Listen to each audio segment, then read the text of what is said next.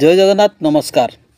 आसतु नजर पकेबा मयूरभंज जिलार आज top news update कौन कौन सब रही किंतु तापूर्व आपण मानक गोटे अनुरोध वीडियोटी को संपूर्ण देखंतु आ जो मैंने प्रथम करी चैनल को आछंती सब्सक्राइब करंतु जाफल प्रत्येक नूतन वीडियो नोटिफिकेशन आपण सर्वप्रथम पाई परिबे।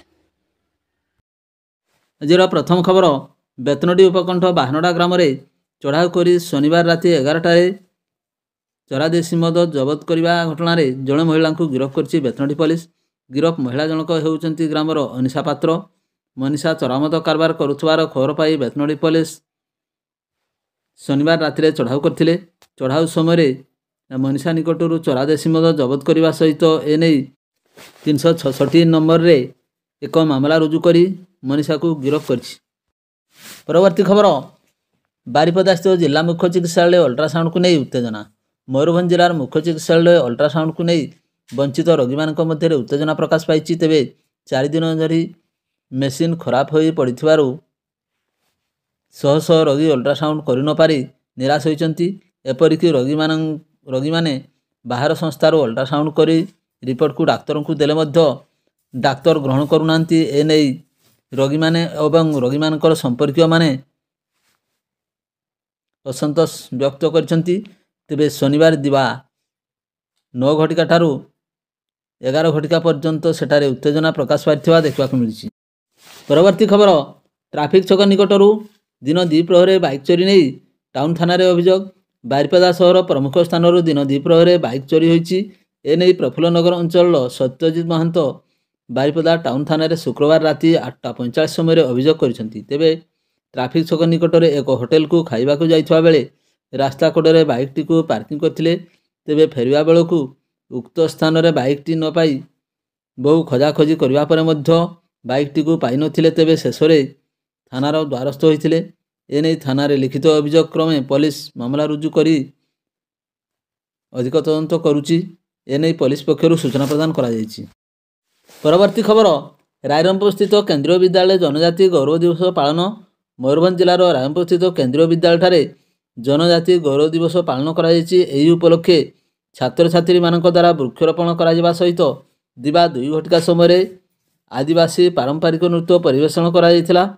विद्यालय अध्यक्ष शिक्षक शिक्षयित्री उपस्थित रही पिलामानकु उत्साहित करथिले। परवर्ती खबर बैसिंगा थाना अधीन पुरुणिया उपकंठ हरिपुर ग्राम रे जनिक वृद्ध गाँ पोखरी को शौच होगाकू जाइथबा बेले गोड़ खसी जिबारु पानी रे पड़ी जाई मृत्युवरण करथिबा घटना रे शनिवार राति 10:30 अपमृत्यु मामला रुजु करी तदंत आरंभ कला बैसिंगा पुलिस। मृतक जनक होउचंती हरिपुर ग्रामर 63 वर्षीय जगेश्वर सिंह। सूचना मुताबक जगेश्वर पोखरी को जाई दीर्घ समय घर को फेरी नथिले। तेबे पोखरी रे जगेश्वर भासुथिबार देखि स्थानीय लोक माने उद्धार करी बेतनडी डाक्तरखाना रे भर्ती करबा परे कार्यरत डाक्तर तांको मृत घोषणा करथिले। एने बेतनडी डाक्तरखाना पक्षरु शनिवार राति बैसिंगा पुलिस को खबर दिया जायथिला।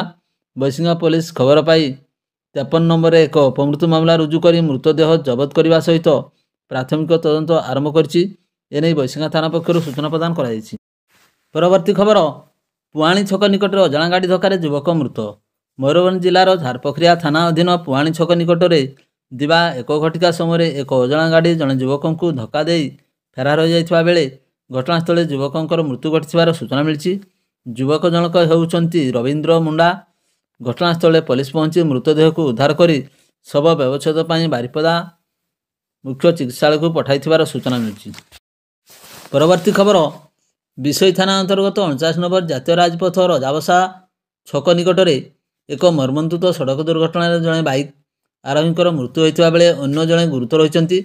मृत बाइक चालक होउचंती बांगीपोसी थाना अंतर्गत निश्चिता पंचायत गहिरपाल ग्रामर साइबा मारांडी बयस 57 वर्ष एवं गुरुतर जनक हेले तिरिंग थाना बड्डालीमा ग्रामर विजयानंद मिश्र बयस 23 वर्ष।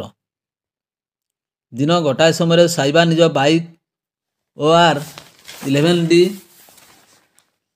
3639 जोगे निज ग्रामरू विषय साप्ताहिक हाट को बादाम बेपार करने आसुले। पछपटू OD 11Y 6264 जोगे विजयानंद द्रुत गति आसी साइबा बाइक को धक्का देथिला। ଦୁର୍ଘଟଣାଗ୍ରସ୍ତ ହୋଇ 2 ବାଇକ୍ ଆରୋହୀ ରକ୍ତ ଜୁଡ଼ୁବୁଡ଼ୁ ଅବସ୍ଥାରେ ରାସ୍ତା କଡ଼ରେ ପଡ଼ି ରହିଥିଲେ। ସ୍ଥାନୀୟ ଲୋକେ ଏବଂ ପୋଲିସ ସହାୟତାରେ ଉଭୟଙ୍କୁ ବିଷୋଇ ପ୍ରାଥମିକ ଚିକିତ୍ସାଳୟକୁ ପଠାଯାଇଥିଲା। ସେଠାରେ ସାଇବାଙ୍କୁ ଡାକ୍ତର ମୃତ ଘୋଷଣା କରିଥିବା ବେଳେ ଗୁରୁତର ବିଜୟାନନ୍ଦଙ୍କୁ ରାଇରଙ୍ଗପୁର ଉପଖଣ୍ଡ ଚିକିତ୍ସାଳୟକୁ ପଠାଯାଇଥିଲା। ପୋଲିସ ସାଇବାଙ୍କ ଶବ ବ୍ୟବଚ୍ଛେଦ ପାଇଁ ପଠାଇ 2 ବାଇକ୍କୁ ଜବତ କରି ଥାନାରେ କେସ୍ ନମ୍ବର 206/24ରେ ଏକ ମାମଲା ରୁଜୁ କରି ଅଧିକ ତଦନ୍ତ ଜାରି ରଖିଛି ପୋଲିସ। ପରବର୍ତ୍ତୀ ଖବର, ମୟୂରଭଞ୍ଜ ଜିଲ୍ଲାରେ ରହିଛି 3700 ବର୍ଗ କିଲୋମିଟର ପରିବ୍ୟାପ୍ତ ଶିମିଳିପାଳ ଅଭୟାରଣ୍ୟ। ଏହି ଅଭୟାରଣ୍ୟରେ ଭରି ରହିଛି ପ୍ରାକୃତିକ ସୌନ୍ଦର୍ଯ୍ୟ, ଜଳପ୍ରପାତ ଏବଂ ବିଭିନ୍ନ ପ୍ରକାର ଜଙ୍ଗଲୀ ପ୍ରାଣୀ, ଯାହାକୁ ଦେଖି ବିମୋହିତ ହେଉଛନ୍ତି ପର୍ଯ୍ୟଟକ।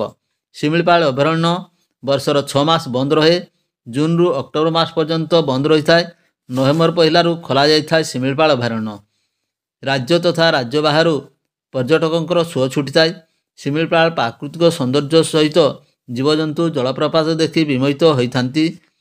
ଏବେ ପର୍ଯ୍ୟଟକ ଅଧିକ ଆନନ୍ଦ ଦେଉଛି ଶିମିଳିପାଳରେ ପତୁଆ ପୋଡ଼ା ମାଂସ। ରାତ୍ରି ଯାପନ ପାଇଁ ପର୍ଯ୍ୟଟକମାନଙ୍କ ପାଇଁ ଆକର୍ଷଣୀୟ କଟେଜ ତିଆରି ହୋଇଛି। ପୂର୍ବରୁ କେବଳ କଟେଜ ଅନଲାଇନରେ ବୁକିଂ କରାଯାଉଥିବା ବେଳେ ଚଳିତ ବର୍ଷଠାରୁ ପ୍ରବେଶ ଅନୁମତି ମଧ୍ୟ ଅନଲାଇନରେ ଉପଲବ୍ଧ ହେଉଛି। ପୁଣି ପର୍ଯ୍ୟଟକମାନଙ୍କ ପାଇଁ ଖୋଲା ଜିପ୍ର ବ୍ୟବସ୍ଥା ରହିଛି। ଚଳିତ ମାସ ଶିମିଳିପାଳର 2ଟି ବାଘ ମଧ୍ୟ ଆସିଥିବାରୁ ପର୍ଯ୍ୟଟକଙ୍କର ମଧ୍ୟରେ ଆଗ୍ରହ ବଢ଼ିଥିବା ଦେଖିବାକୁ ମିଳିଛି। ପରବର୍ତ୍ତୀ ଖବର, ଜୟପୁର ବ୍ଲକ ଶିମିଳିପାଳ ବନାଞ୍ଚଳ ବେଷ୍ଟିତ ଅସ୍ତକୁମାର ପଞ୍ଚାୟତର ବିଭିନ୍ନ ଗାଁରେ ଜଙ୍ଗଲୀ ବାରହା ଉପଦ୍ରବ ଦେଖିବାକୁ ମିଳିଛି।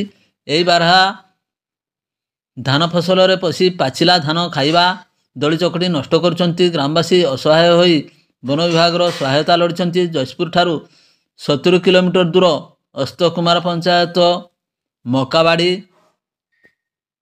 ଗୋପୀନାଥପୁର ଆଦି ଅଞ୍ଚଳ ନିକଟରେ ଜଙ୍ଗଲ ବାରହା ପଲ ରାତିରେ ପାଚିଲା ଧାନ, ଘରବାଡ଼ିରେ ହୋଇଥିବା ଚିନାବାଦାମ, କନ୍ଦମୂଳ ଆଦି ଖାଇଯାଉଛନ୍ତି। ଏ ସମ୍ପର୍କରେ ସ୍ଥାନୀୟ ବାସିନ୍ଦା ଲାଲମୋହନ ବିରୁଆ ସ୍ଥାନୀୟ ବନ ବିଭାଗ କର୍ମଚାରୀଙ୍କୁ ଅବଗତ କରିଛନ୍ତି।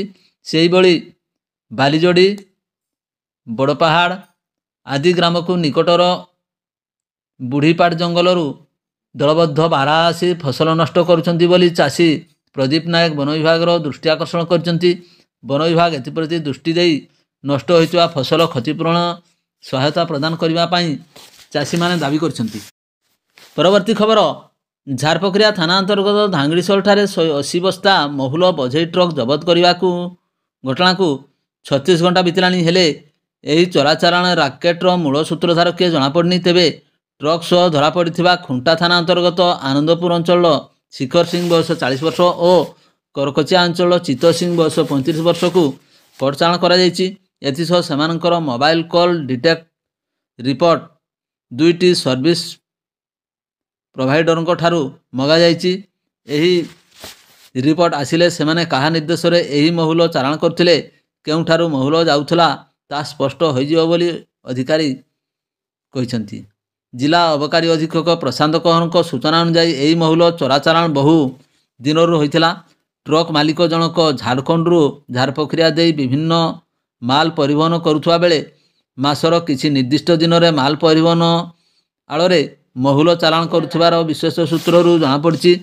ପୂର୍ବ ଯୋଜନା ମୁତାବକ ଶୁକ୍ରବାର ସକାଳେ ଧାଙ୍ଗଡ଼ିଶୋଳରେ ମହୁଲ ବୋଝେଇ ଟ୍ରକ୍କୁ ଅଟକାଇ ଯାଞ୍ଚ କରିବା ପରେ ସେଥିରୁ 180 ବସ୍ତା ମହୁଲ ମିଳିଥିଲା। ଏହାର ଆନୁମାନିକ ମୂଲ୍ୟ 10 ଲକ୍ଷ ଟଙ୍କାର ଉର୍ଦ୍ଧ୍ୱ ହେବ ବୋଲି ଜଣାପଡ଼ିଛି। ଚୋରା ମହୁଲ କାରବାରର ଚେର ଝାଡ଼ଖଣ୍ଡରୁ ଲାଗିଥିବା ବେଳେ ଏଥିରେ ସମ୍ପୃକ୍ତ ସମସ୍ତ ଅଭିଯୁକ୍ତଙ୍କୁ ଗିରଫ କରିବାକୁ ତଦନ୍ତ ଜାରି ରହିଛି ବୋଲି ଅବକାରୀ ଅଧୀକ୍ଷକ ଶ୍ରୀ କହଁର କହିଛନ୍ତି। ଅବକାରୀ ମୋବାଇଲ ୟୁନିଟ୍ 1 ଇନ୍ସପେକ୍ଟର ଶ୍ରୀଧର ମହାନ୍ତିଙ୍କ ନେତୃତ୍ୱରେ ହୋଇଥିବା ଏହି ଚଢ଼ଉରେ କନେଷ୍ଟବଳ ପ୍ରକାଶ ଚନ୍ଦ୍ର ବେହେରା, ଅମ୍ବିକା ନାୟକ, ସୋମ ହାଁସଦା ପ୍ରମୁଖ ସାମିଲ ଥିଲେ। ଭିଡ଼ିଓଟିକୁ ଶେଷ ପର୍ଯ୍ୟନ୍ତ ଦେଖିଥିବାରୁ ଅନେକ ଧନ୍ୟବାଦ।